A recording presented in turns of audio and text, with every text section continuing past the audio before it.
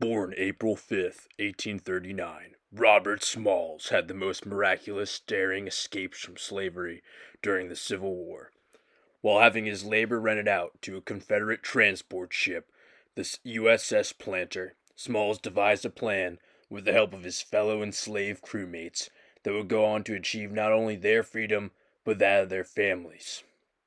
After months of planning, it was in the early morning of May 13th, 1862, that Smalls and his crewmates took advantage of their white officer's absence. With their families secured on a separate ship further down the Charleston harbor, Smalls and his crew unmoored the Planter and first had to divert its normal course away from the harbor towards the other boat.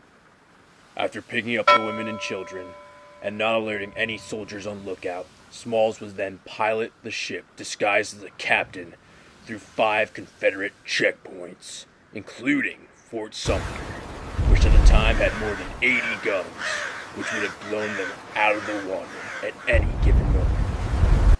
Smalls was able to mask his race in the low light of the early morning hours, in addition to his disguise and stocky build that many white officers claimed resembled the captain. Smalls also had an extensive knowledge of the call signals and typical military boat whistles, which aided in his ability to pass through these checkpoints undetected.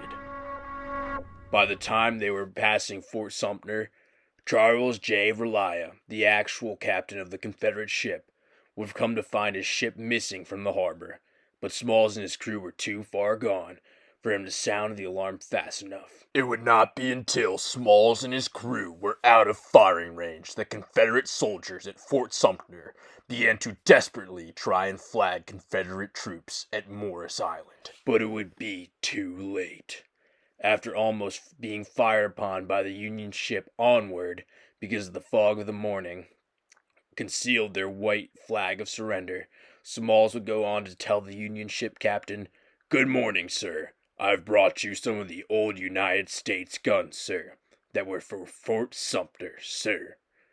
After his escape, Smalls became a national hero, and following his meeting with Abraham Lincoln, he was made a captain and led the way for the first African Americans to be allowed to serve in the Union Army.